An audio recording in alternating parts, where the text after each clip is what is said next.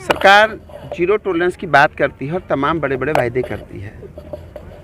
माननीय मुख्यमंत्री जी बहुत सहज और बहुत सरल हैं, लेकिन जिस प्रकार से हरिद्वार में आकर के उन्होंने एक अधिकारी की सार्वजनिक मंच से तारीफ करी, तो मैं आज माननीय मुख्यमंत्री जी को आप लोगों के माध्यम से बताना चाहता हूं कि ये अधिकारी इतनी तारीफ करने के लायक नहीं है जितनी आप तारीफ करके गए।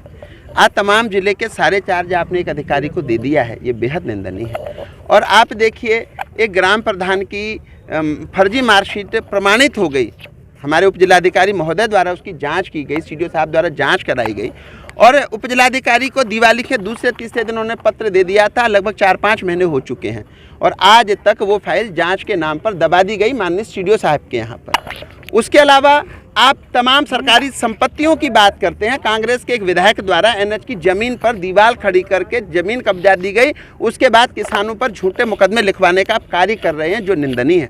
और उसके अलावा आप बात करते हैं भूमाफिया नहीं पनपने देंगे, आप कहते हैं बुलडोजर चला देंगे। आप योगी जी की तर्ज पर काम करना चाहते हैं तो योगी जी से 2 सीख ले लीजिए।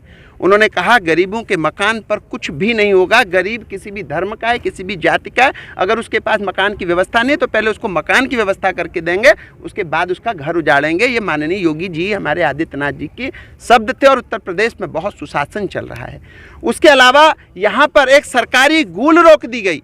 हमारे जिलाधिकारी महोदय जो बहुत ईमानदार अधिकारी हैं, उनके द्वारा आदेश पारित करे गए कि 3 दिन में सिंचाई विभाग की गूल खोल दी जाए, लेकिन इन अधिकारियों द्वारा उस फाइल को भी दबा दिया गया और वहाँ भूमाफियाओं का कब्जा करवाने का एक कार्य कर रहे हैं।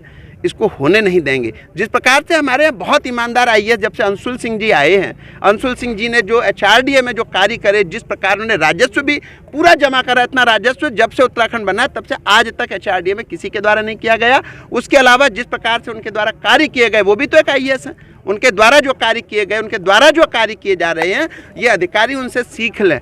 ऐसे अधिकारियों को चार्ज दें ज़्यादा से ज़्यादा। इस प्रकार के जो अधिकारी हैं जो कि हमारे ईमानदार जिलाधिकारी को फेल करने पर लगे हुए हैं, सारे अधिकारी मिलकर के, ये बिल्कुल इस प्रदेश में होने नहीं दिया जाएगा और होने नहीं देंगे। आज ये गूल भी खुलेगी और उसके अलावा जो वो ग्राम प्रधान की जो फर्जी जो दस्तावेज हैं उस पर जो उन्होंने फाइल दबा रखी है, फाइल भी खुलेगी और दोनों कार्य होंगे। नहीं तो आज से भूख हड़ताल चालू होगा। कहीं ना कहीं सरकार की छवि को भी ये अधिकारी बिल्कुल इन अधिकारियों ने पलीता लगा दिया है। मैं कहता हूँ हमारे माननीय मुख्यमंत्री जी जिस प्रकार से ईमानदारी से, अच्छाई से, सच्चाई से, बहुत सरल सौम्य प्रकार के जो मुख्यमंत्री जी हैं, उनको बदनाम करने का एक कार्य कर रहे हैं। ये इनके एक मित्र हैं केंद्रीय गृह मंत्री के सचिव, वो एक बार घूमने के आए, ये सोच रहे हैं कि मैं अमित शाह हो गया हूँ। अमित शाह ने जो कार्य करे, उनको अगर पता भी चल जाएगा ना कि ऐसे प्रकार के अधिकारी हैं तो नौकरी भी चली जाएगी। कब तक ये हड़ताल जारी रहेगी? अभी शुरू कर रहे हैं, अभी थोड़ी देर में, अभी तो हम देख रहे हैं, अभी तो हमारी वार्तालाप भी शुरू भी नहीं हुई। अभी तो हम अपने कार्यकर्ताओं को संबोधन किया है, संबोधित कर रहे हैं। अगर उसके बाद देखिए फिर आज से ही चालू होगी भूख हड़ताल। जी, कब तक रहने वाली है भूख हड़ताल आपकी? जी, जब तक